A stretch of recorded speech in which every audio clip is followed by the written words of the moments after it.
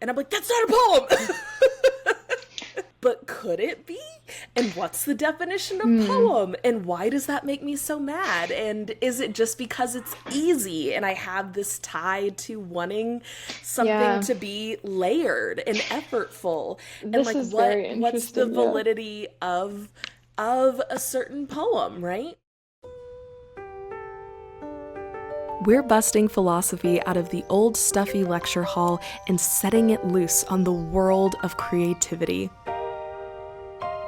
Join us as we explore the unwritten aesthetic.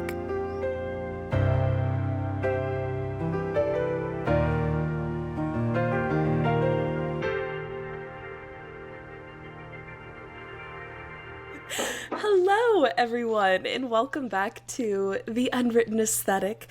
Lauren, it's so good to see you, as always. It's good to see you as well. Should I explain the earphones? I have an earache. Oh, yeah. This ear cannot be covered. It cannot be covered because of the very important cotton that is in Lauren's the ear. German doctors, they shoved a piece of cotton in my ear, and I can't cover it or anything. Crazy. Doctor's orders. Doctor's orders. I can only record podcasts with one ear covered. And they wrote podcasts specifically on... They did. Yeah, that was my treatment plan. Yeah. Actually, covering this one up helps this one heal, because it feels like it's getting all the attention. Right. And so it feels more motivated to, not cause me tremendous pain. Yeah, no, that makes perfect sense. It makes perfect sense. Also, I think it's like maybe you just look really cool. Like you're it's in like the studio, what do they call it? Like a soft launch. Like yeah. I always have my headphones on, so this is like the soft launch of my ears. It's a soft launch of your left ear. Yeah. That's really maybe silly. One day you'll get to see the right one. You'll get to see the right one, but maybe not.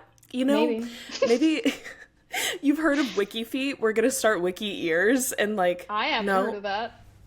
Is that like some sort of foot fetish thing? It is. It's a thing. The fact that I know about this, oh my god. But like public people are like ranked on wiki feet and like who has better feet and like feet that people feet? like. Yeah, it's really crazy.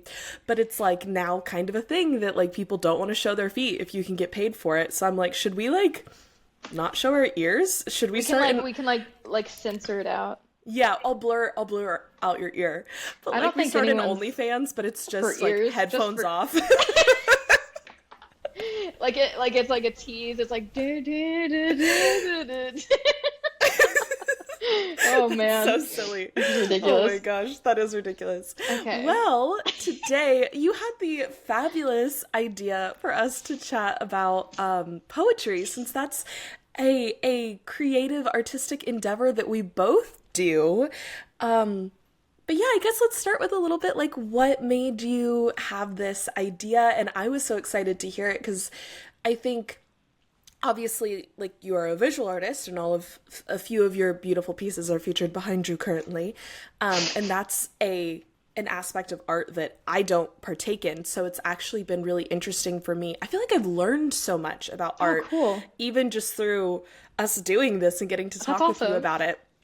But also, like, then I do Cohere stuff, which is like a slightly different creative process, but in the Venn diagram of us being creatives, this is like writing is the place where we overlap. So I'm excited to talk about that. But yeah, what made you want to like, let's focus on this specifically? Yeah, well, it was mostly reading your wonderful thesis, which again, thank you for sharing. Thank you. And I really loved how you kind of interspliced some of your poetry in there. And I don't think I had ever read any of your poems before that. And also some comment, I don't remember when we were talking about this, but sort of, it was when I was visiting you, and we were talking about our writing process and how, kind of comparing it to the Red Wheelbarrow.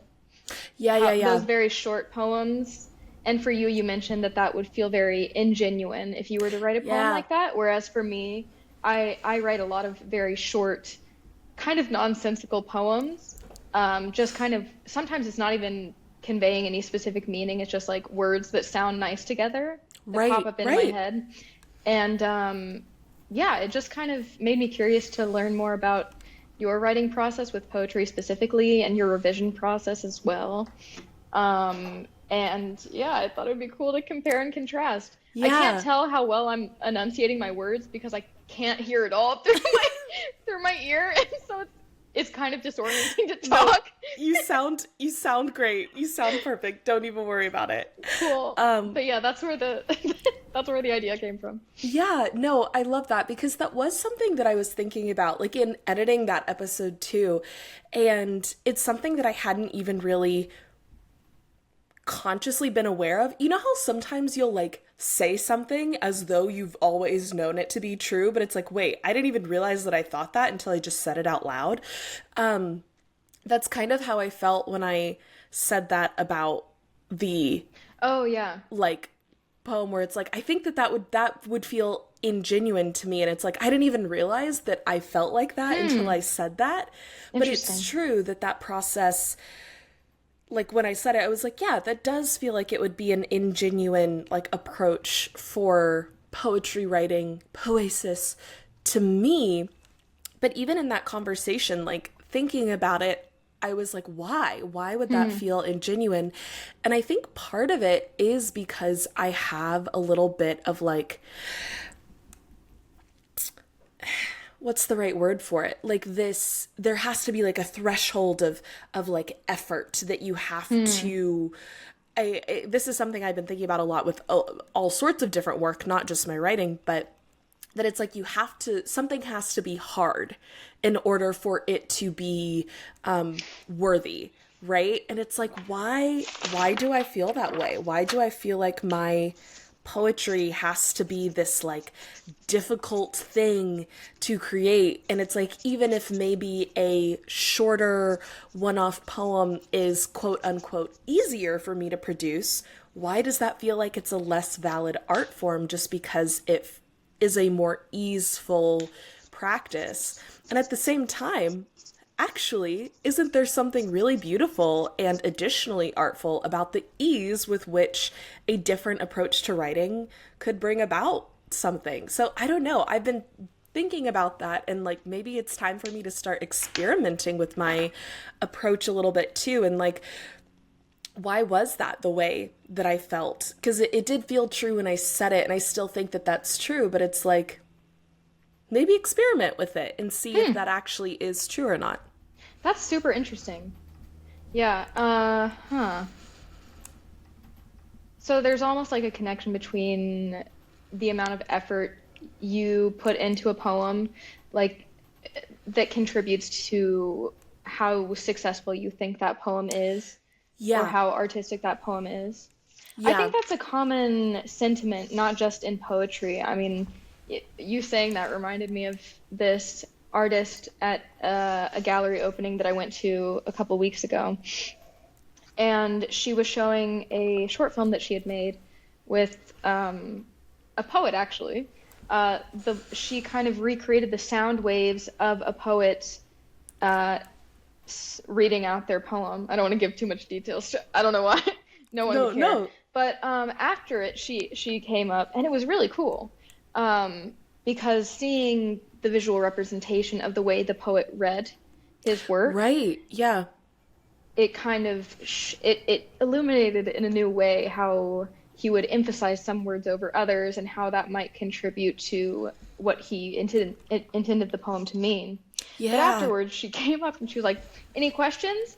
And and people were like asking her how she made this because it was like older footage, and she was like, "Well, the sound waves back then were like this way, and then what I did is like I did it this way," and people were basically like, "Oh, so you took what was on the side of the footage and you like turned it?" And she's like, "No, no, it's way more complex than that. It was this long process of like intersplicing the different images." And like she described the process, and really it seemed quite simple, but Yeah. she was getting mad when people were like, "Oh, so basically you just did It's this this." simple thing. And it did sound quite simple, but she seemed to like get offended Yeah. by people thinking that, like, but then she didn't explain it further. Like, she wanted people to think that it was actually a lot more complicated This and is a deeply convoluted of a complex. process, Yeah, than it actually was.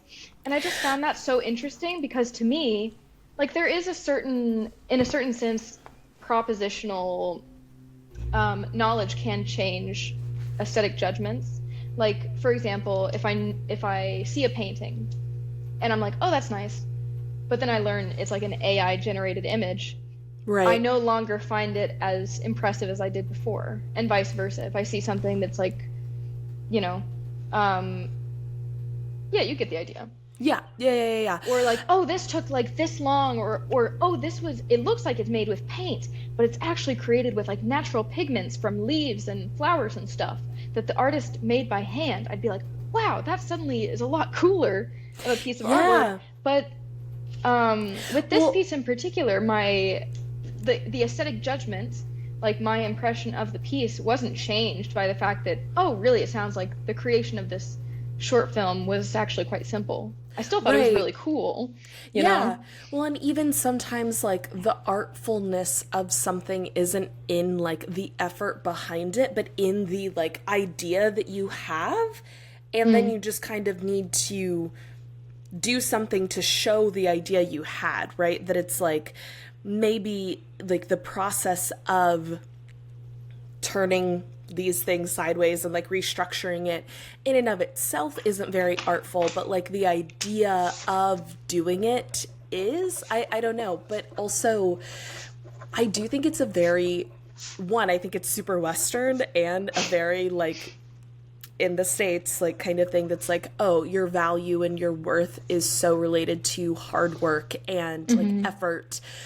And I think that's something that it's interesting thinking about that in relationship to art when it's like, oh, this is something that we think we do outside of the structure of production, right? Like of commodification of things. But because there are artists who get paid to do their work, which I think is a great thing. There should be artists that are paid to do their work. But it's like, even then it's like, why? I think we all kind of have this thing that's like, oh, if something's hard, if you've worked hard towards something, that makes it more valuable and worthwhile and more important or justified.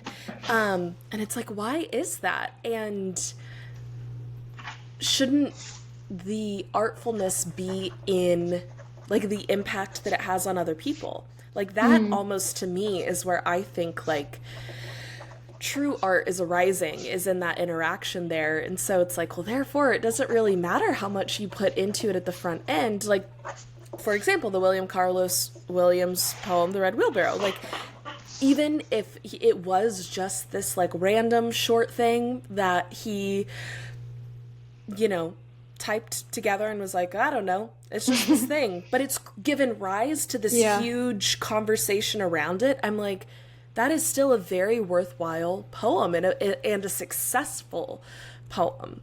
Yeah, I think sometimes it's a little bit of both, because on the one hand, I think it's perfectly reasonable to, you know, like maybe sometimes it gets a little bit convoluted with the idea of productivity or like the amount of time and effort put into a piece correlating to how good or impressive the piece seems, whether it's visual art, poetry, whatever. But I do think there are some times when I learn how long an artist put into that piece, and it does kind of change how I feel about it, not necessarily because of the amount of work and time they put into it, but rather the fact that represents them caring so much about it that they've dedicated a tremendous amount of their own energy to doing that one thing. And I think that's kind of but it's not, at least for me, it's not like a one size fits all thing, right? You know, totally. There was Yeah, no, just quickly, I was going to say it does, I agree with that it does feel relative to different pieces. And there is something about that that's like the sacrifice that someone might make, right? That it's like, oh, there is something to sacrifice that does feel really noble in art that is a little bit different than productivity. But sorry, I interrupted your train of thought. Oh no, you're fine. I'm sure I've mentioned this piece before, but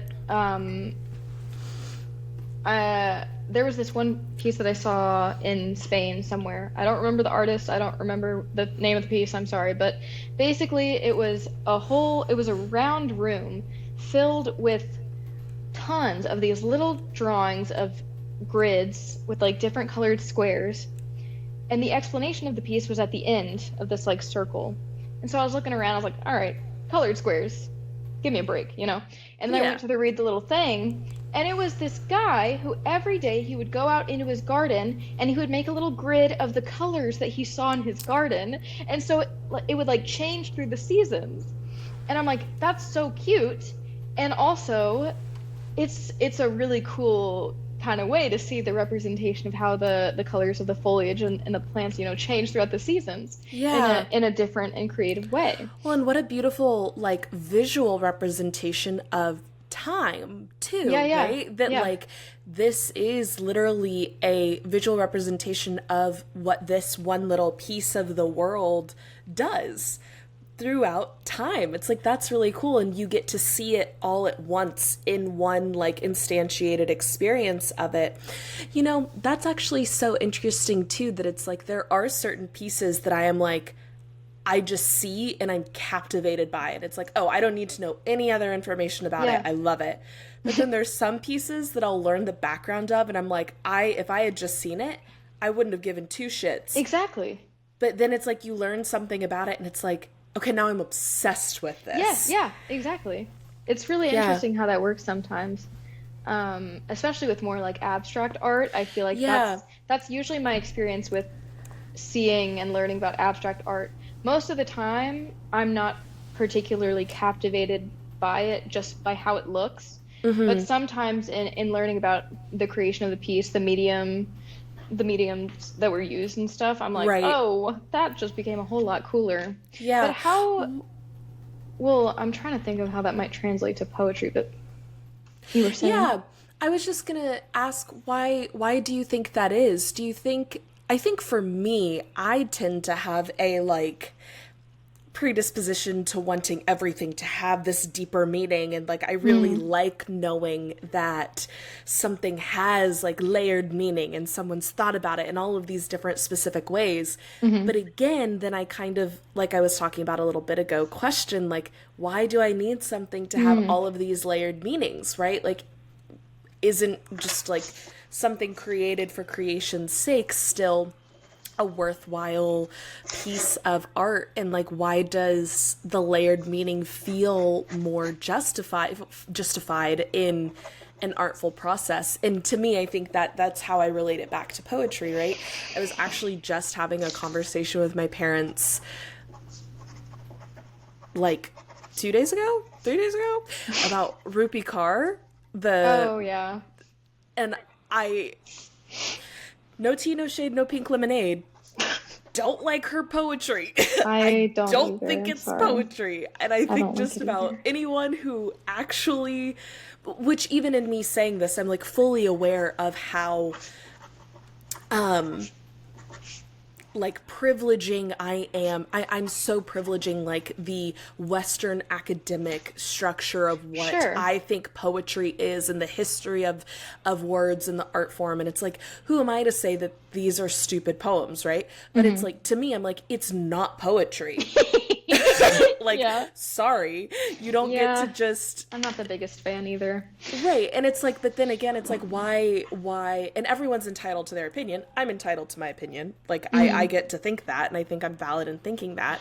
But at the same time, it's like, if other people get something out of that, that's fine. You're allowed to get something out of it. But there is something that deeply frustrates me about it literally, like, I think the poem, I pulled one up because I was like, when I was talking to my parents about it, because I was like, I need you to just hear how ridiculous it is. And it's like, there is a difference between being alone and lonely. And I'm like, that's not a poem! But then it's like, but could it be? And what's the definition of poem? And why does that make me so mad? And is it just because it's easy and I have this tie to wanting something to be layered and effortful? And This like is very what's the interesting, yeah. validity of a certain poem, right? I don't know. Yeah. I have quite a few notes on that. And I think this is super interesting because I agree with you there, but at the same time, I do write a lot of very short poems. And they don't necessarily require, like, I didn't put a lot of time or effort into them. And with those poems especially, editing them, revising them feels wrong and feels inauthentic in a way. Because with those, I don't know, for some reason I'm more likely to, like, with a short piece that I've written, feel like editing it just takes away from the vibe Like that it has. the spontaneity of what you captured. Yeah. Exactly. But I don't know, I kind of want to make a little bit of a comparison here because to like visual art and like with short poems and sort of the depth of analysis that you can do with those as a reader. Like with like when you were saying that, I was thinking like, oh, like T.S. Eliot's The Wasteland. Yes. You could overanalyze that poem for your entire lifetime. Yeah. And every time you read it, you can find a new meaning or like a new reference, a new allusion to it. And I love that type of poetry for that reason. Same with Allen Ginsberg, you know? Yes. Like it's so dense, and that's part of the magic of it. Right. Is that it's a constant like revealing, a constant like unconcealing of these different layers of meaning that really go beyond just the words themselves. Yeah. And I think that's something that longer poems are more likely to achieve, that type of analysis, than like a 3-line poem. Yeah. And I'm thinking maybe there might be a comparison here to visual art because the piece that I'm working on right now, it's another door. It's blue. It's pretty fun so far. I'm enjoying it. But I was really intentional about the first layer this time. Usually I work in like adding layers of detail. But this time I was like, I'm going to get the first layer as close to what I want it to look like as possible. And then do more like semi-translucent layers on top, like glazes, lots of glazes where you basically, you mix the paint in some sort of solvent or like whatever it's called, medium? I don't know. I don't know. But it makes the paint more translucent. And so you can add lots of layers, and that gives the painting an appearance or illusion of depth that just one opaque layer wouldn't accomplish. And actually, because of the way that light hits it, you know, because if you have lots of little semi-translucent layers, the light goes like, and then like shoots into your eye, right? Versus one opaque layer, just like, just one. Right, there's just that one. Yeah. No, that makes sense. Yeah, with all the layers, the particles have to like, you know. So it creates like a more, like this illusion of depth that a single layer can't achieve. And so I've been doing a lot of glazes on it, and it's really frustrating because I'm like, well, it looked fine before, but I know that if I just keep going and doing these very small incremental changes and these little layers one after the other, then it will become something that it couldn't possibly be if I just left it at one layer. Even though it looked good at the one layer, and I could have stopped there. And there are times when I'm like, I wish I stopped there. You know? But I'm wondering if maybe there's a comparison there to poetry with, like, and even with a longer piece, there could be a sense where like a longer poem could equate to one opaque layer of paint, you know, if you don't like do these incremental changes and revisions. But I'm wondering if you can have a short poem that can achieve that level of depth. Yeah, one thing that occurred to me as you were talking is like the idea of like the unveiling, the unconcealing that these, I think The Wasteland is a perfect example of this kind of poem that we're talking about, right? That a poem like that allows that it's almost like the work of the different iterations is baked into the poem. Yeah. And so when you're going through it, it's like you can almost feel like you're slogging through the creative process with the poet. Whereas I think maybe shorter poems, there is something to the like, isn't the work like of creating that kind of poem, which I will say, and maybe I'm just like way hating on Rupi Kaur and I'm just being a hater. Maybe I'm on my hater mode today, but I do think there's a difference between short poems, right? And that really successful short poems, I think there is a sense in which it's like there's this feeling of I trust that the poet, like I can feel the slog that the poet went through to create something that me as a reader doesn't have to experience alongside the poet. I'm almost only seeing the finished product, whereas something like The Wasteland, it's like showing your work, kind of. Yeah. Like Does the that make reader sense? No, that's a really good, I like that a lot. Because like with The Wasteland, I'm sure there was a lot of drafts of it. And Right. and the reader, like in writing the poem that way, it kind of transfers that iterative process over to the reader, where they Yes. have to also kind of go through it time and time again and reanalyze it, and that, and then like maybe some short poems the author takes on that difficult iterative process so that the reader doesn't have to, but maybe others there aren't. Because when I write short poems, it's just like most of the time it's just a one and done thing. Yeah, right. I wish Well, maybe I and should try to find an example, but I do think I would love an example, but I because I've think been trying too, to update my poetry, my little typed up poetry thing I I was love it. working on earlier. But I do think there's something about like even using you as an example with short poems, like even if you don't, like you said a little bit earlier, you don't really edit or revise these short poems, but there is something in like you having lived life that is the iterative process of that poem. Oh, yeah. Does that make sense? That it's I like that.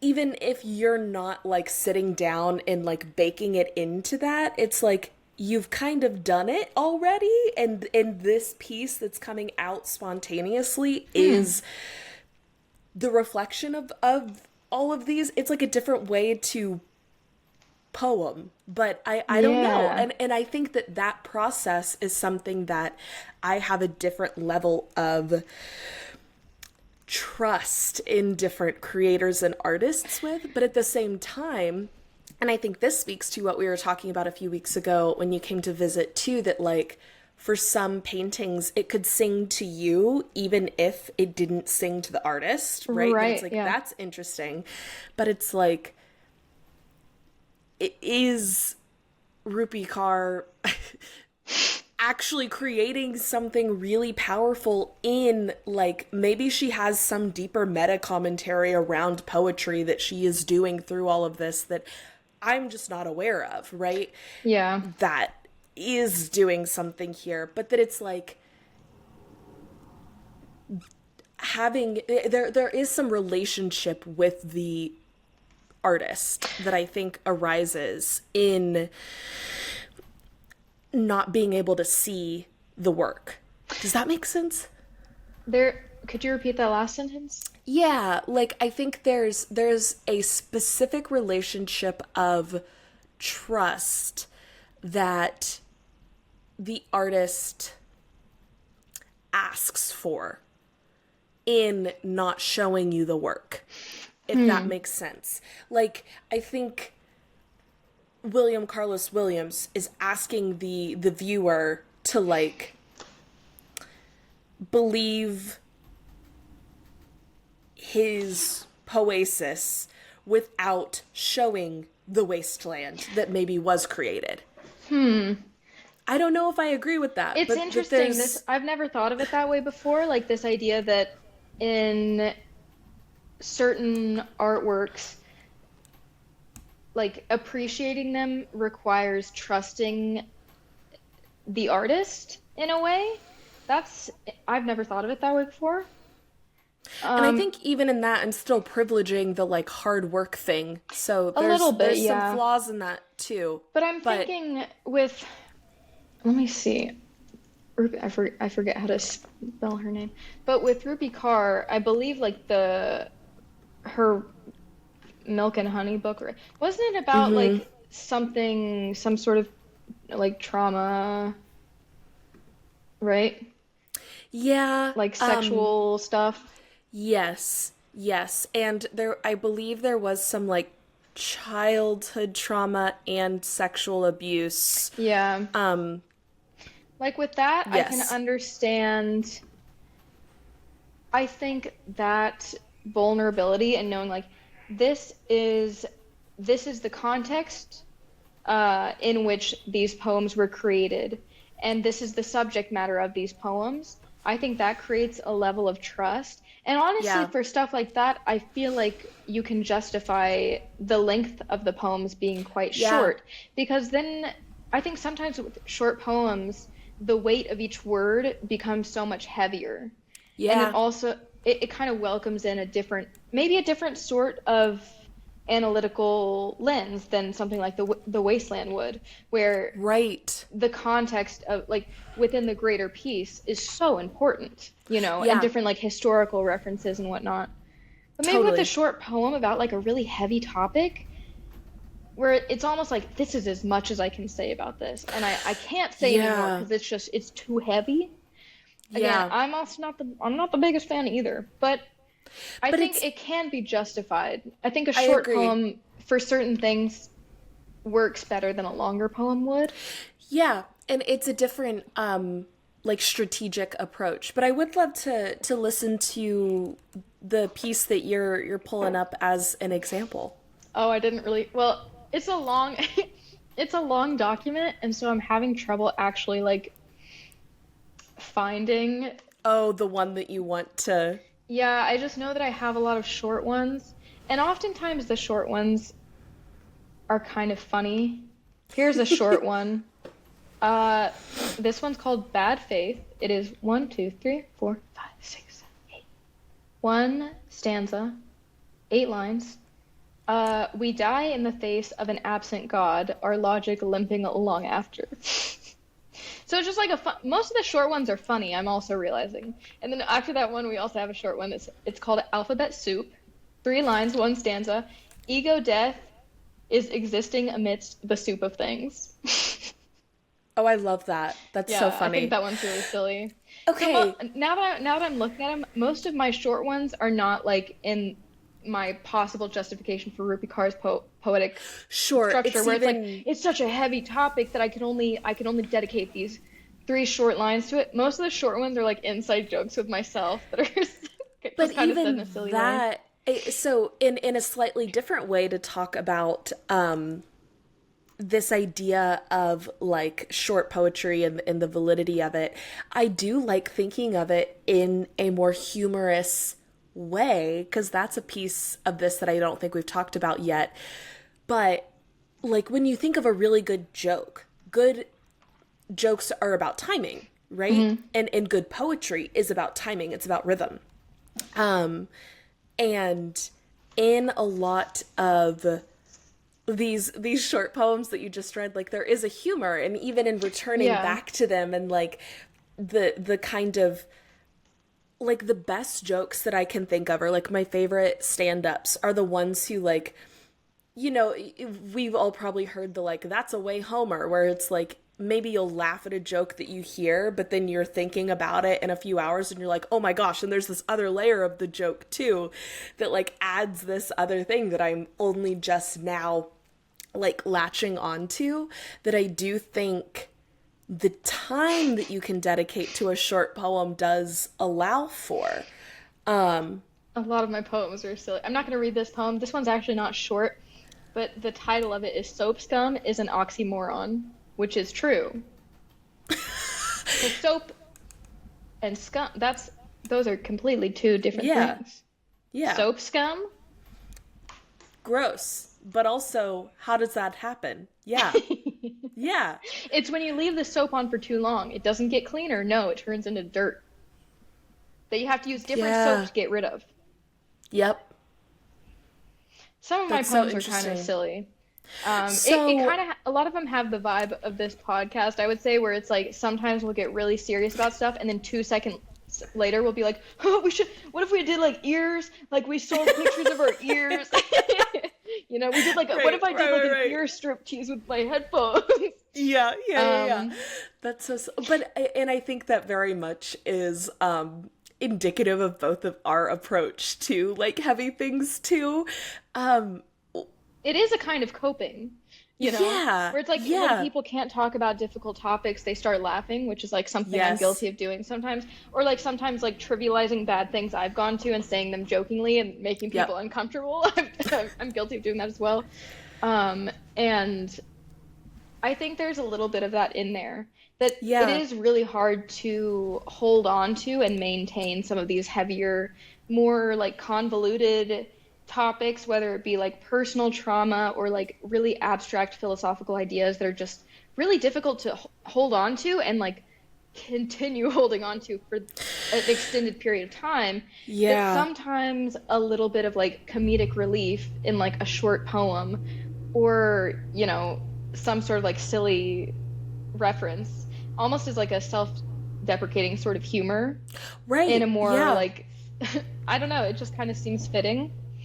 Yeah, and it may be in the sense of like, if you're treading water and you're getting really tired, like, you kind of have to maintain a certain, like, I'm going to stay at this one depth and tread water versus like diving where you can go really deep really quickly, but then you have to come up really quickly. That's a really good, that's a really good comparison. There's something about the length of time spent with it that is different with that.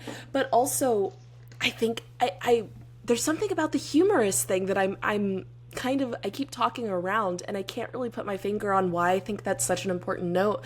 But the thought that keeps coming up for me is how, like, people say the closest genre to comedy is horror because it's like they take the same skill set, because horror is all about timing and comedy is all about timing. And I actually think, like, growing up acting and performing, it is much easier for me to do like a dramatic improv scene because I just feel like I'm grounding into reality, stepping into the moment, and trying to just let things happen. If I'm trying to bring humor to it, there is a certain level of like observation that you need to like also be running in the background while you're going. That's just so difficult, but it's like, why do we have this inclination to like when you're laughing at these hardest things in the world, right? Or like when you're disclosing something that's really traumatic, we do have a tendency to laugh about it, you know? Yeah. That it's like, there is something deeply humorous about the most horrible things that happen, that it's like a cosmic joke, that when someone says, well, this is a big cosmic joke, it's like, they don't really mean that it's funny. They mean that it's deeply tragic, and yet it feels like a big joke. That's interesting. Yeah, I don't know. I really like that you noted that about your shorter poems, that they tend to be funny. Yeah, I don't know, to me it's kind of like laughing in the face of absurdity. Yeah. Like, in like a Camus kind of way. You know, where it's like, yes, here I am creating meaning in art of many genres, but at the end of the day it's like, what do we, you know, like, we're just all just kind of figuring it out, and it's kind of funny. Like, I don't know, maybe that's part of it, but I also just find something so satisfying about working in like sort of a little bit of comedic relief into more academic genres, because it's almost like poking fun at the genre itself and being like, I know I'm pretty dramatic about these things, but I'm also like, I can't take myself that seriously all the time, you know? Yeah. Um, Well, and I think that's important too as an artist and a creative. That is something that I think about a lot. That's like, okay, Reese, get over yourself. Like, yeah, at the end of the day, yeah, like, calm down. yeah, like I was filming a video the other day talking about like why I keep painting frosted glass and like the squiggles, and I was like, in the video, I was like, I apologize. I know I'm sounding so dramatic because it did sound super dramatic because I was like, I'm painting squiggly lines and I'm recognizing this pattern everywhere in nature in a way where it's like, oh, this is a pattern of like movement, both of like genesis and destruction, you know, of like vines branching and like of water coursing through a river or of like other stuff, you know, Yeah. like or like mold kind of propagating across the surface or like decay, like the pattern of decay. Like it creates these sorts of like striations. I don't Yeah. know. Yeah. Yeah. And I'm Yeah. like, that's so dramatic. Like these squiggly lines, guys. Do you not see the squiggles everywhere? I do see them everywhere. I'm like, maybe I should But stop staring at this painting for so long. I'm seeing these squiggles everywhere. But like maybe it's a little bit of maybe it's from a place of a lack of confidence in that case because it's like I'm so dramatic about this, but not because but calling it dramatic is wrong yeah. because I couldn't be more serious about anything else. Right. Well, and it's like it is also the most important thing. And so how much of it is self-deprecatory in the sense that it's like, oh, who am I to be like super Yeah. serious about this stuff? Like, come on, I'm just me. Like, I need to get over myself a little bit. But also at the same time, it's like we do all take ourselves a little bit too seriously Yeah. and could do to really bring some humor to these things. But also, there should be a time and a place for like that is a very important thought that like this it's almost like sacred geometry of these like squiggles, but this like organic unfolding and Yeah. deconstruct, like what you said about genesis and deconstruction, like both kind of taking this form. And I think water is such a beautiful example of that, that it is like the thing that is the most of anything. Like we are made up the most True. of water. We need water to live. It is also a deeply, deeply destructive force. And like the Also erosion true. that water creates, like that is an extremely important and heavy thought that you are dealing with in your work, right? That Oh, it well, is thank like, you. yeah, but it's like very clearly that's built into all of this. And yet it's also kind of silly to then zoom out and be like, okay, Like it's silly. I I am think talking about squiggly it's still lines. yeah, like it's like death, destruction, genesis, like this inevitable cycle of everything. But I call it a squiggly line. Right. And Well, that's a little bit silly and because a even in the squiggly line you wouldn't think is so choice, serious. right, even in the choice for you to call it a squiggly line, it's like you don't have to introduce that. You Yeah, but could. like what else would I call it? You know? What better phrase is there for what I'm doing? Yeah, Like yeah. there's probably a more serious way to describe it, but it just Right. seems so unnecessary. I also wonder, because this is something I really think about too with like doing serious artistic work versus like people who do have a tendency to lean into like what's the line between self-deprecation and just wanting to balance reality, that like I am just like anyone else. And I think it's interesting that we do see historically like straight white men take their work very seriously. And Yeah. it's like, but my poetry is deep and important. And there is a tendency for like communities and identities that are undermined a little bit in doing like serious work that are also like, but I do want to acknowledge that there is some humor here. And I think you said something a little bit earlier that's like, it's also making fun of the process in general. Like, Yeah. it's almost like poking fun at the idea of a canon, and that it's like, Yeah. in me poking fun at myself, I'm also trying to poke fun at all of these very serious people that are Yeah, trying to yeah, do their work definitely. It's very like it's a little seriously. bit it's kind of bringing the irony of it to the foreground, you know, where it's like I'm I'm operating within this sort of format or like convention of writing or painting or whatever, and I don't know. I don't know where I'm going with that. But what you said reminded me of Wittgenstein because he introduces his philosophical Untersuchungen, investigations. His philosophical investigations basically being like, I've always wished that I could write a longer book, but alas, here I am just stuck with this. So sorry, guys. Like he's really like, I Sorry. tried and tried, but I just couldn't do it. So here it is, and then it's like one of the most famous books ever, which is so, Yeah. yeah, he was an interesting character. But yeah, I definitely know what you mean. Whereas like if you read Hegel or like Fichte too, like those types of guys, they're really like, if you think I'm wrong, then you're an idiot. Like Yeah. actually literally Yeah. like Fichte in oh fuck, I'm forgetting what it's called.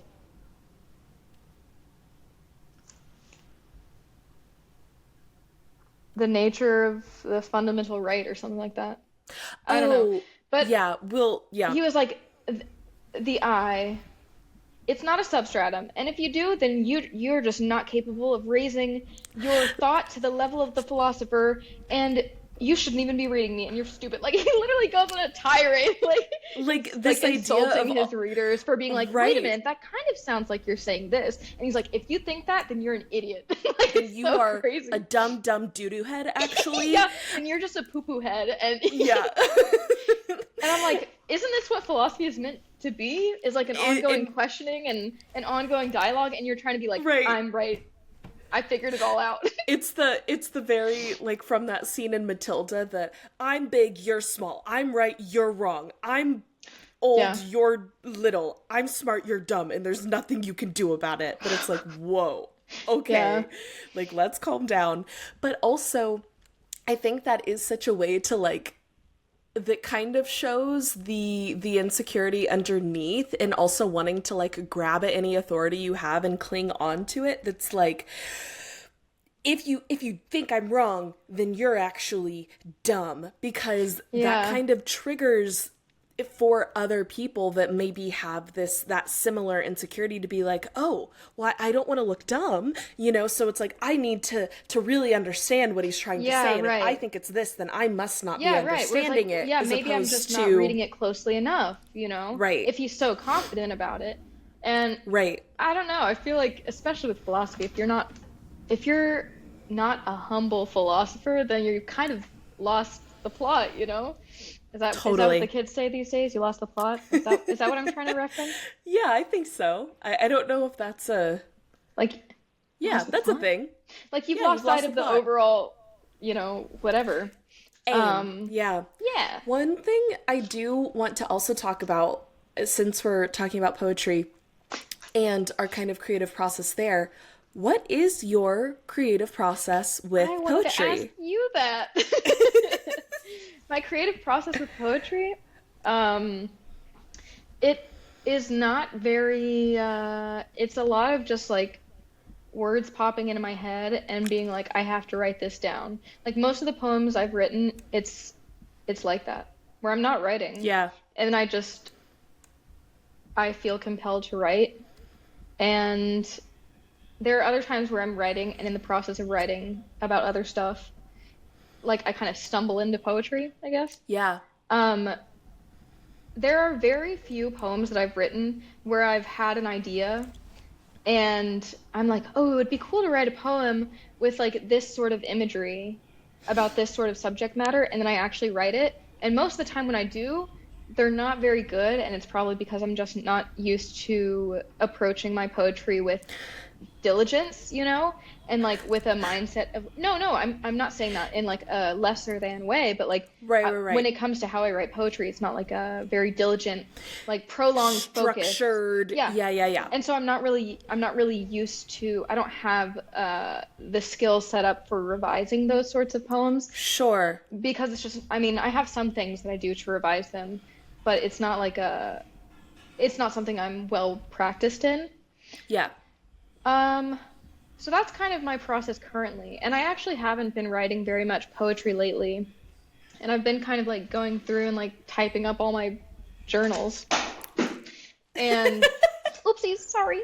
Sorry, gray journal. Oh, my bad. And yeah, I've noticed that in the past too, like I've barely written any poems. I've written a lot more like philosophical stuff. Yeah. That is kind of between like the ramblings of like, you know, the more mystical side of mystical ramblings Yeah. and poetry, and philosophy is kind of like in that center area. Yep. So it could No, it could be structured as a poem, as I don't know. I feel like that would be accomplishing something similar that the short poems do, where it's like it's very short. You read it and you're like, wait, that's it?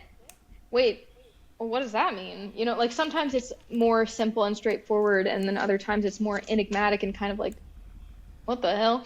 You know? Yeah. But yeah, so long story short, my poem writing process is not very structured or focused, which is why I'm even more curious to hear what your creative process is like. Yeah. And also how your revision process is like, and like how much time do you usually spend on a poem? Yeah, it's interesting because I would say that like what you were saying at the beginning about for poems, how you don't usually like sit down and set out to write a poem. Like I very much agree with that, that it's like anytime I do that, I end up writing something else that like isn't a poem. And it's like, oh, well, I have this idea to talk about this thing. I want to write a poem about it. And then it turns into like mystical ramblings or like creative nonfiction or like more of a short story kind of thing, or like a fiction short story will kind of evolve out of it instead, that it's like, oh yeah, this doesn't really feel like a poem, but there is something here that I'm trying to say. And when I feel called to write a poem, usually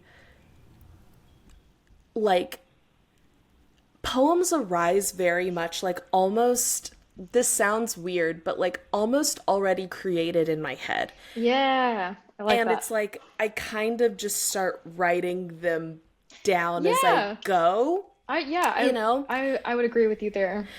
But the other thing that's hard with that process too is sometimes like in the middle of it does feel very much like a spiritual process for me, where it feels like I'm communing with whatever like higher power I believe in, that it's like we're kind of having a conversation, and so I'm writing down bits and pieces of the conversation.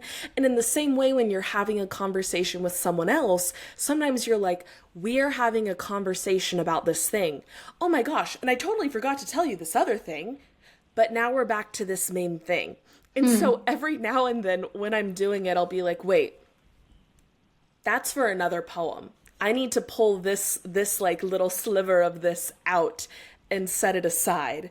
And so some poems for me are more fragmented, where it's like it arises in the same feeling process that is like, oh, I'm having the same kind of communal experience when I'm writing, but this is a little piece that's not for this one. This is for something else. I love that. And I kind of intuitively group those fragments together, because there's some that it's like, oh, I had this fragment from this one thing and this fragment from this other thing. And it's like, are these connected? Are these for the same poem? And sometimes it's like, I don't see how they're connected, but they're for the same poem. Interesting. So we'll just write that's so them cool. together in this one Word document and keep them together, but I don't really know why they're together yet. And we'll just let them chill together. But then also, sometimes it's like, Oh, definitely not. These are two different things. And sometimes when those fragments come up, it is kind of like, oh, and that's a whole new idea that you need to meditate on. And you need to like kind of marinate in that feeling, and more stuff like this little thread that you got during like this one communing session is the iteration starting point for another communing session. But it's almost like, here's a little breadcrumb for next time. I like that. And we'll pick up there. So then if you have that little fragment, and that's so interesting that you call them fragments, because that's a lot, a lot of my poems are just titled fragments with like numbers and letters after them. Because most of them do feel kind of fragmentary. But what you're saying is you basically are like, I have the feeling that this is like kind of its own thing, its own little breadcrumb, and you save it for later. So then, or you like group them together sometimes. So how often, or I guess like, how would you then come back to that little breadcrumb? Yeah. Is it like the same day, or is it sometimes like a couple weeks or months go by and you're like, oh yeah, this breadcrumb? Like, I guess the timeline and sort of how then, like, is the writing process, the communing process as you call it, is it different then with the breadcrumb? Yeah. A little bit. I would say honestly like D, all of the above, because usually when I start writing, it is very much like what you said, where it's like, oh, I'm compelled to start writing a poem. At least with poetry, it's like, because I make myself write every day, and it's like, that isn't this feeling of like, oh, I'm getting this like download or whatever that I want to write down. It's like, this is just the practice of writing and being a writer. But I never, with poetry, it's like the one aspect of my writing that I don't force myself to do. And I kind of trust that I'll remember it or come back to it when it's time. And if I've like finished a poem, like initial first draft writing session, and it's like, okay, yeah, these are the bones of this poem at least, and I'm like, but I'm still feeling like there's something else running, it's like, oh, let's go to that fragment, and I may start that second one right then, and it's like, okay, and we'll keep going, but in this other conversation now. Interesting. There are also times where, like, on the complete opposite end of the spectrum, I have like one notes page that is just like little breadcrumbs and fragments that it's like, wait, I just added like the 20th fragment to this notes page, and it's like, you can mash them all together. It's done. And create like, you know, did you ever do this as a kid where you'd like mash together little pieces of bread and you'd make a little bread ball? Yeah, It's like that. It's like that. And it's like, oh wait, this is a complete bread ball now. And Yeah. I thought and so there are times where it's like, I have not had one isolated session with one poem, and it's like the fragments have just kind of congealed into its own thing. Or sometimes it'll feel very random, where it's like, I'll just literally be scrolling through my notes and it's like, oh, I forgot about this, and I'll open it, and then it's like, huh, okay, and then don't do anything with it, and maybe I'll come back to it again soon. Or other times it's like, I forgot about this, and I'll read it, and it's like, okay, here we go, we gotta get going, and we're gonna do it. So it really depends, and it's different with different things. The one thing that I will say that I think is very unique about my poetry writing process specifically is that when it starts and I start getting this thing that it's like, uh-oh, like the muse is here and is wanting to commune with me. Uh-oh. Yeah. I tend to be in the middle of something else. Yeah. That it's like, okay, I'm gonna have to go. Yeah, like I need to go step outside for a second. And it works better when I speak it out loud. Oh, not interesting. when I write it down. And so a lot of my fragments, I voice note into my notes app, and I will just talk and have like I'll click not the voice memo, but the the microphone that like auto generates text. I'll do that into my notes app. Interesting. And just be talking. And so it was in Italy, the thing that happens for me a lot is when I'm walking. Yeah. And it's like I'll be walking from one thing to the other thing, and I'll just be talking as I'm walking into my phone. And when that happens, I'll like say something, and then I'm like, previous statement was a fragment for something else. Moving on. Interesting. And I'll just kind of like note that. And so when I go back to it, it's generated like a paragraph of text. Yeah. And so a really big part of the revising process for me is actually in ordering and like actually segmenting things structuring out. Yeah, and it's like, how do I want to set up stanzas and line breaks and punctuation and capitalization, and how does that change the nuance of this? Yeah, and then that's specific so word interesting. choice too. I try and trust the original word choice unless it's something that's like, oh, no, this is that word choice for sure. Yeah. But the revising process is almost always about structure, not, and like form. Yeah. Yeah. That's so cool. So do you have the impression that once those poems are finished, because there are some times where I'll read a poem and like some poems to me feel like they were intended to be read aloud and others feel like they were intended to be read silently to oneself. If most of or like oftentimes your poetry creating process is initially spoken word, do you have the feeling that your poems should be read aloud? I think most of my poems, it's that, what a good question. And it's so hard to say because I think both. I almost think the way that I would recommend someone read my poetry is to read them out loud to yourself. Right. Like, they're not meant to be heard but read, maybe? Yes, Not in the meant sense, to be heard but meant to be read aloud. yeah, in the sense that like if I was going to recite a poem for someone, I would also want to give them like a printed out copy to follow along so you can hear and see at the same time. Yeah. And I think some poems it's like very much you almost want to close your eyes and just let it like wash over you. And other poems, I just want to really look at the stanzas. But for like especially a first pass with a poem, that's how I like to consider mine, that it's like it's a full body experience that I almost want it to be like as much stimulation as possible so that you're only amidst the poem, not anything else. So it's like if your eyes are looking at this thing, your ears are doing this. It's like if I could create like a smellscape and like a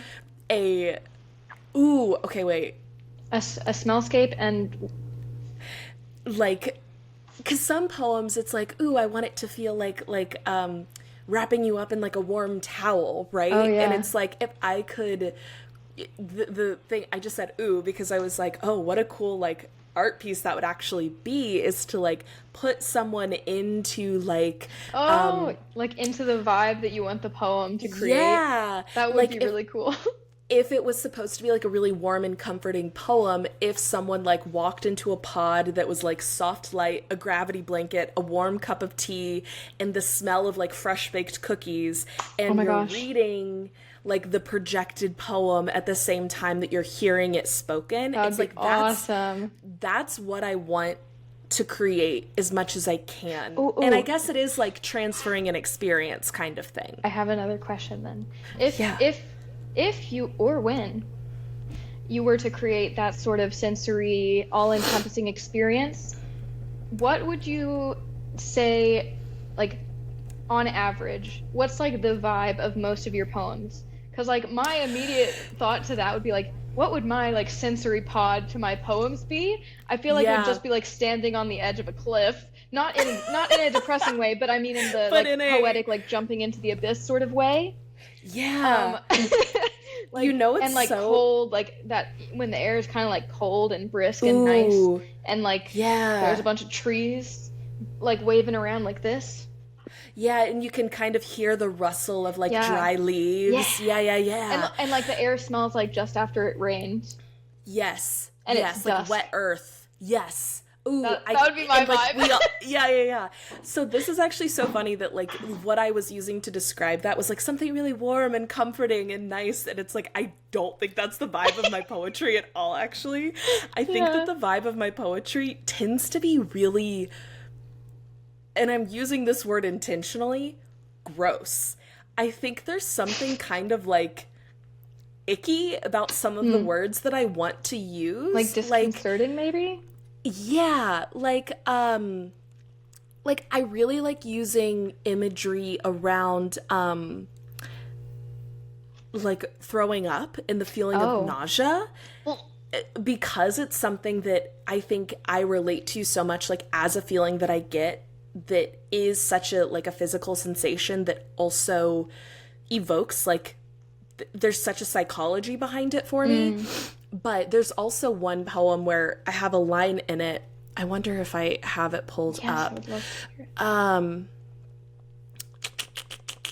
See, okay, so this isn't the one I was talking about, but because I have a thought about another one that I want to share too. But like, I'll read just a few stanzas from this poem that's called "Living Wake." That's I like this one. you'll feel it when your teeth, slick with pulp, reach the pit in your stomach. Pull the trigger, splat, mud pie, still life wallpaper stripped as you search for a teeming vessel. Fruit bowl ravaged. The hardest part is choking on a bit of everything and watching them all drown in fleshy bits, in turd spaces, and dirt-filled lungs. And so, like, that's just, like, the first little bit of that poem, but it's, like, I very much wanted it to feel like when you lift up a rock and you see bugs teeming under it. I love that. Or, like Like in The Lion King. how... Yeah, right, and it's but like... like gross and not cute and cartoonish. Yeah, and it's like that does feel gross, and even like pull the trigger, slick with pulp, right? Like there's something very like gross about it, and in that poem there is I'm very much describing the feeling of like waking up with anxiety and needing to like throw up in the middle of the night. Oh, yikes. And it's like that's just such a specific feeling that is so Yeah, the slick with like pulp visceral. part especially is very like that like bitter acidy sort of like, you know, that like when you throw Yeah. up, like that's kind of what that reminds me of. Yeah. Yeah. There's another poem that I have that I actually don't think is in my thesis now, that I describe my relationship with my brother, and there's one line that's about like, I'm forgetting the exact line, but it talks about a prized suckling pig. And very much the imagery of that makes me think of the scene in Spirited Away, where you see all the like these creatures that are eating at the buffet, and it's like just so scrounging. gross. Yeah, just like shoving food in their mouth. And Yeah. it's like something really unsettlingly gross about it, that it's like I think I tend to really want to create that feeling. That Interesting. it's like not to try, it's like I don't want to make readers feel uncomfortable in the sense that it's like, yeah, feel uncomfy reading my work, but it's like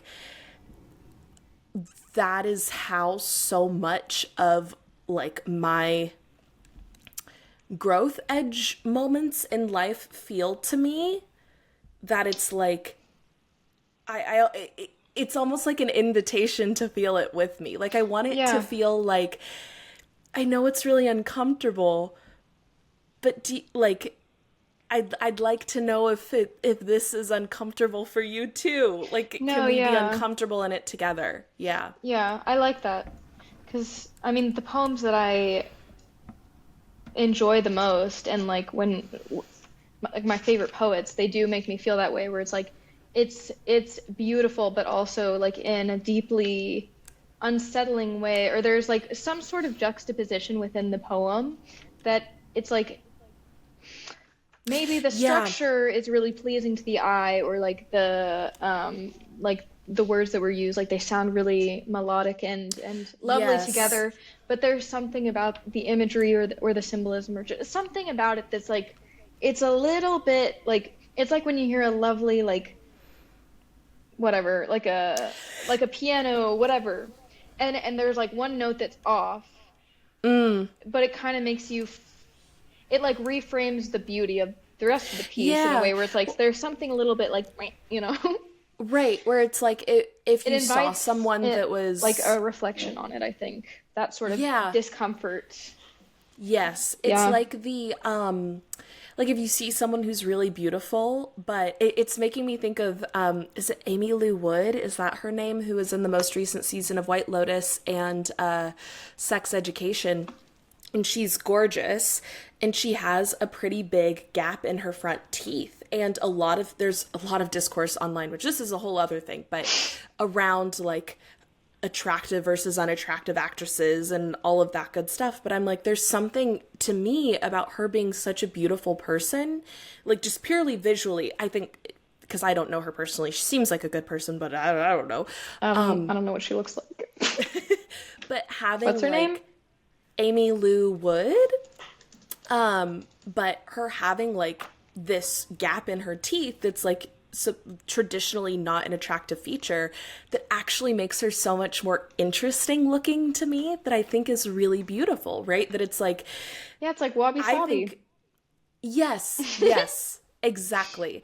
But as we were sitting here talking, I'm like, actually, the feeling that I want to create when people read my poem is the feeling right after you get done throwing up and you're in the grace period. That it's Oh, like, I feel so much better now that it's over. interesting. Because you know how as soon as you throw up, you get that sense of relief? You're like, thank That's what I God. want to create. Wow, that's okay. I feel like mine's the opposite. I feel That's like so funny. Like because right before you throw up? yeah, because like I don't know, I feel like the goal for me of writing poetry and philosophy is not only to better understand my own thoughts and sort of to document my like progress and changing opinions over time as a thinker, but also as a way to sort of, for lack of a better phrase, to invite the reader to partake in the existential crisis that I'm Yeah, describing. yeah, yeah, yeah. You know, like as a way of facilitating a different frame of mind or a different way of thinking. Like there have been plenty of poems, like Holderlin, for example, or Borges as well, where they are very dense poems. And some philosophy works as well, where you read them, you're like, I don't really know what they're talking about, but I have this feeling that I'm on the verge of like an Yeah. epiphany. And I'm it's about it's to like tip over. yeah, it's an uncomfortable feeling, but it's also like like the Yeah. anticipation of and the frustration of feeling like I there's something there, but I can't put it into words, and the poet is grappling Yes. with trying to put it into words, and I am You know what it also makes me I'm in think that of? grapple right now. It's it's Yeah. like when you're watching like on old TVs when there were the like little blocks of Yeah. color that would like bounce and hit the walls on TVs or Oh, computer and you want it screens. to It's go like in the the same corner screen. perfectly. You want it to go in the corner Yeah. perfectly, and you're like, go to the corner, It and never it looks like does. it's going, and it It looks like never it's going, does. and then it like just misses Yep. it. It's like that feeling where it's like, go in the corner, go in the corner, go. Yeah. Ooh, Damn it's it. like that, where it's Yeah. like, I'm so close to it being right in the corner. Yeah. It's like a tip of the tongue sort of phenomenon, Yeah, but with a totally. thought. With like not even the Yes. thought itself is fully like has fully come into the clearing, you know. Yeah. Much less am I able to put it into the words, you know, but you can tell like the poet has started the process or the attempt to put that into words. And Yes. and it's like, okay, well now you've burdened me with this responsibility in a way. Thanks. And then not all poems, like some are the more silly ones and some are Yeah. more like descriptive, like painting a sort of picture. But I feel like that's like the goal for me of Yeah. poems is sort of to accomplish what my favorite poems have accomplished for me, which is like to put me in this Right. headspace of like an uncomfortable sort of contemplation. Totally. Totally. Yeah. I don't know. I love that. I think I agree with you that in what I'm really like gathering from both of our explanations, it's very much this like I want to evoke something in the reader Yeah. that we can experience together. It's like feel this with me. Yeah. Yeah. Yeah. Yeah. Well, this has been really awesome. Oh. I feel like I learned more about my own process even in talking about it. But Yeah, yeah, I think you same. just had a thought. What was your Oh, thought? I was gonna ask, I think a fun way to kind of wrap up this conversation would be for each of us to give like some recommended poets to read. I know some of ours might be the Ooh. same, Yes. but I thought that might be kind of a fun way to close the episode. That is a beautiful closing. What are your recommendations?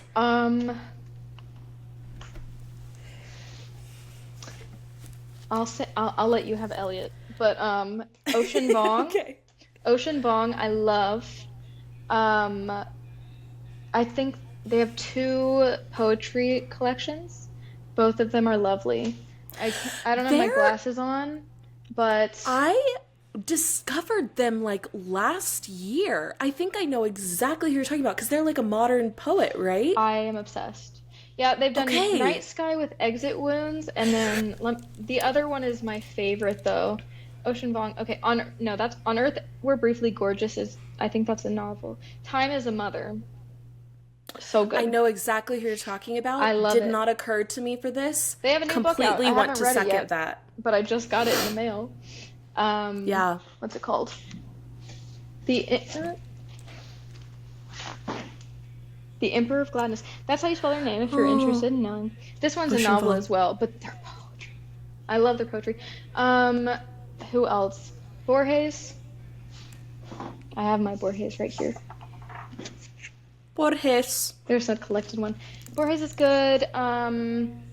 E. Cummings. I love their poetry. I wanted to ask you about this as well because their style especially like I don't think it's meant to be read aloud. There's like random punctuation, like parentheses everywhere. The structure is very Yeah. strange.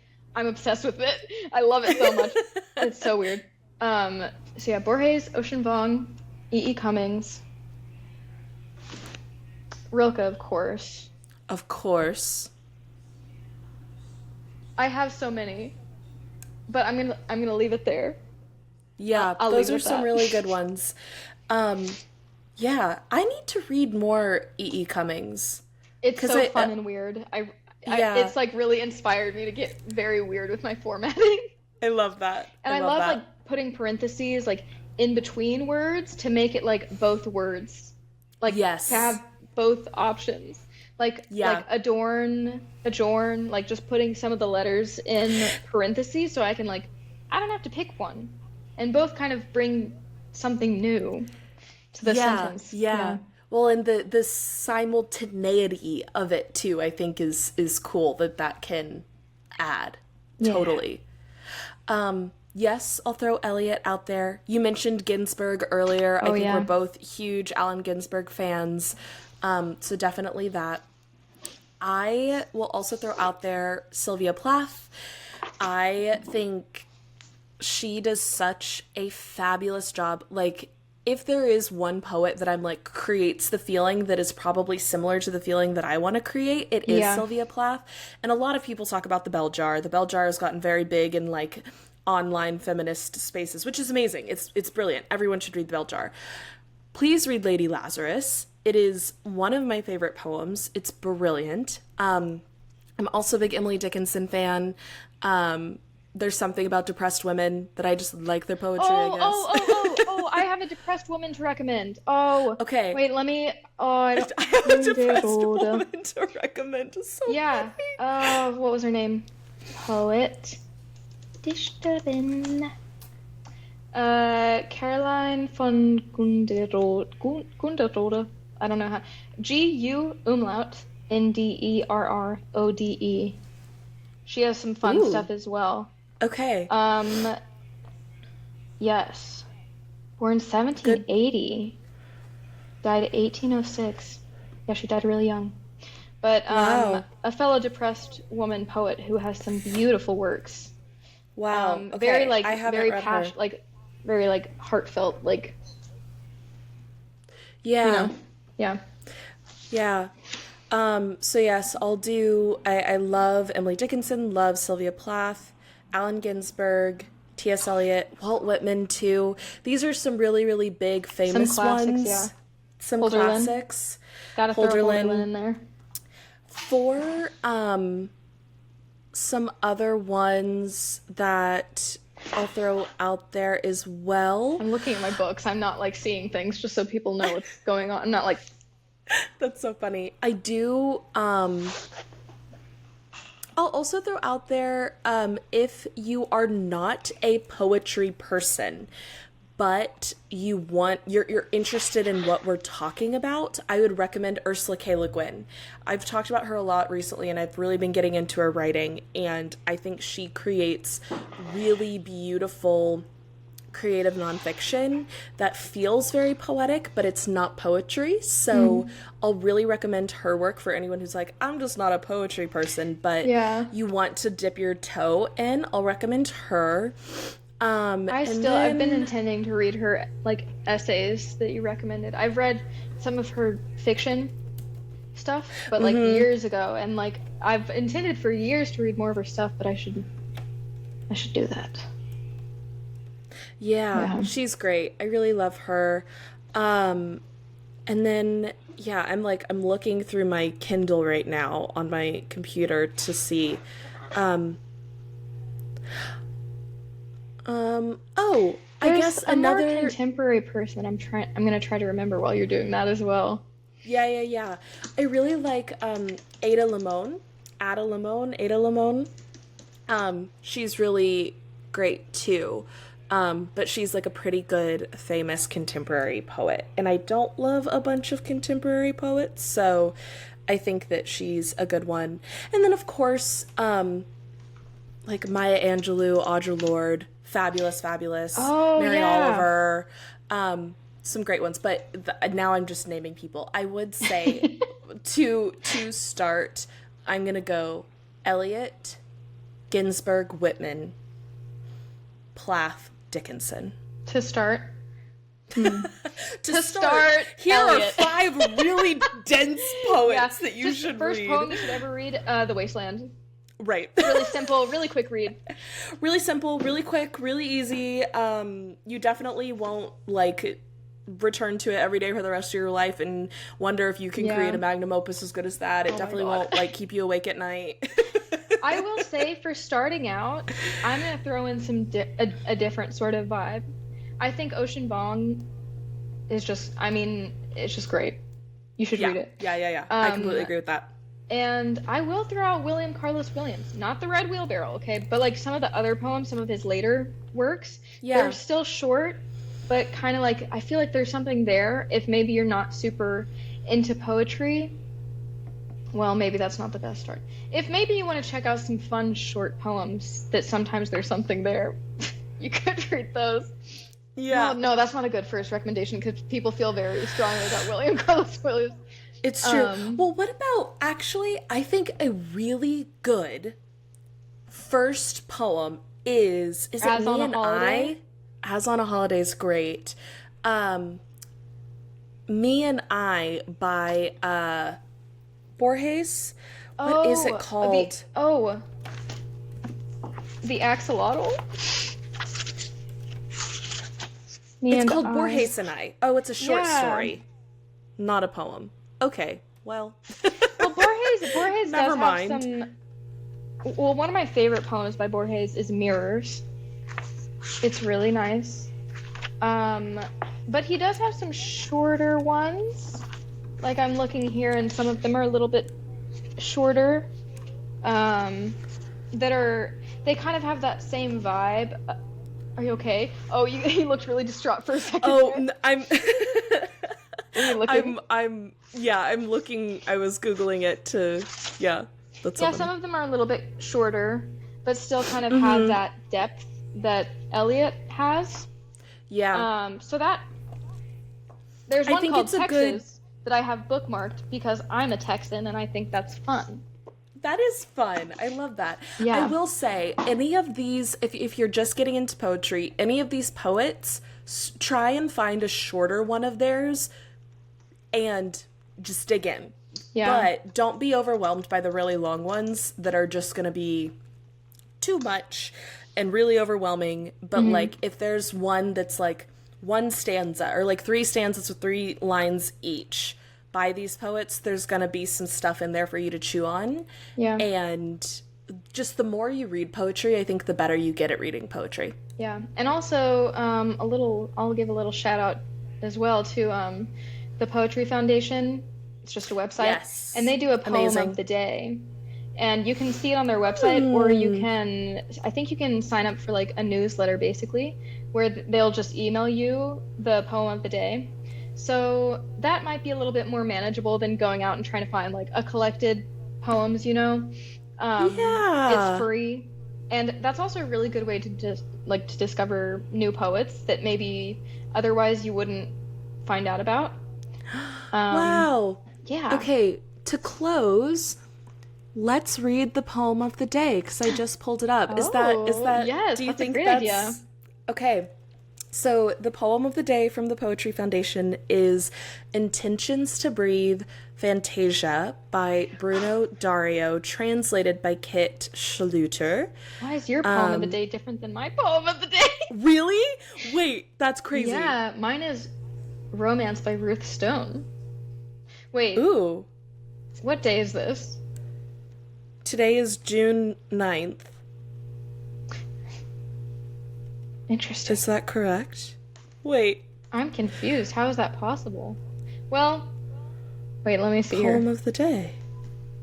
Well, maybe it's different in different countries. Maybe it is. I That's have crazy. no idea. Okay. How Well, long is yours? Mine is a little bit of long. It's a little bit long. Okay, mine's relatively short. So let's do mine to close. That way Sounds it's good. just Okay.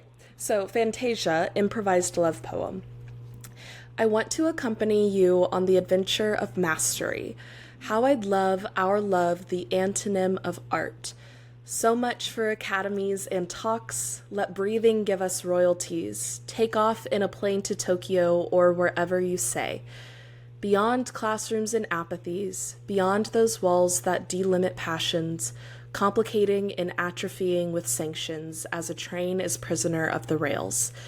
I want to shake the sky with you, but a plain murmur interferes. If I've wronged you, life will make me pay in handkerchiefs. Life. Happen. Je suis l'espace, oh je suis. Something me in the river. It hurts, but I don't mind. Where'd it bite me? In the river. No. I mean, what body part? The river. That's nice. I kind of love that for our podcast, too. I know. I was It thinking kind like of, that's kind of oddly fitting. yeah. Wow. Yeah. What was it called again?